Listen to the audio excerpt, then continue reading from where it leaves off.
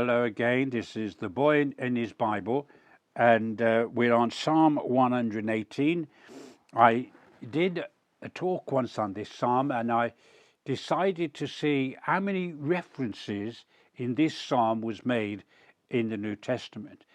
And I came to the conclusion that this was the psalm that was quoted most in our New Testament. Now you can test that out for yourself if you like doing research. That was my research. I could be wrong, of course. There may be other psalms that do it more, but I was persuaded at that time that this is the most often quoted psalm. Remember the stone which the builders rejected? That's in this psalm, and there's lots of other things as well. It's better to trust in the Lord than to put your confidence in princes. That's a verse for today, if ever there was one. Put your trust in the Lord. Don't put your confidence in princes.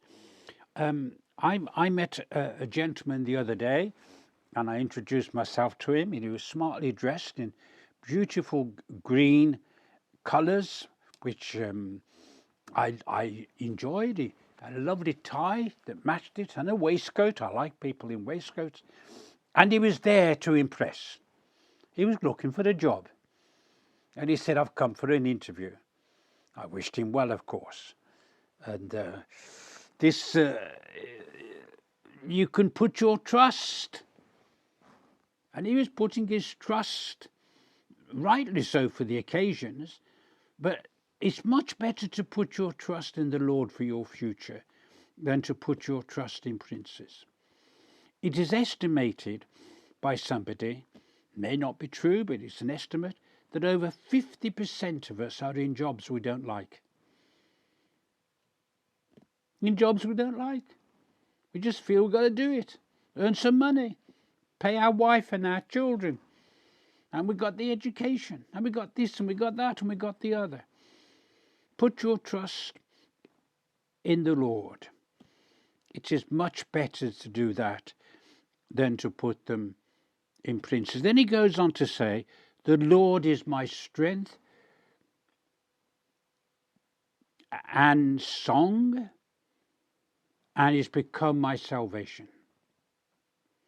The Lord is my strength. Not the world, not the princes, not the jobs, the Lord.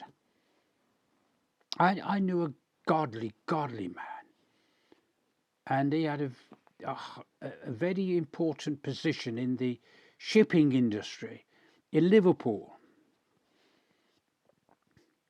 If ever there was a man I'd met who put his trust in the Lord, it was Bill Buckley, and I even mentioned his name. He's in the presence of God now. He was a man who put his trust in the Lord. I used to receive letters from him. They were like epistles, beautifully written, in a nice, lovely handwriting. When my wife died, I received a 4-page letter from him, a letter of encouragement. And yes, and the Lord is my strength and my song, and he's become my salvation.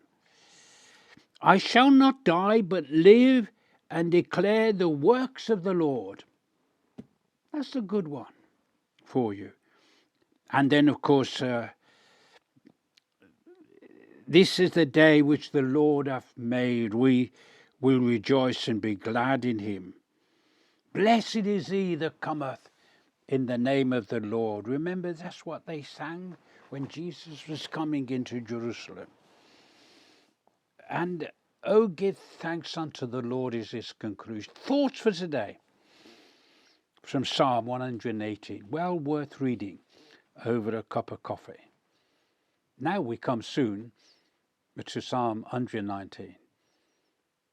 But that we need a bit of patience. All for now. Boy in his Bible.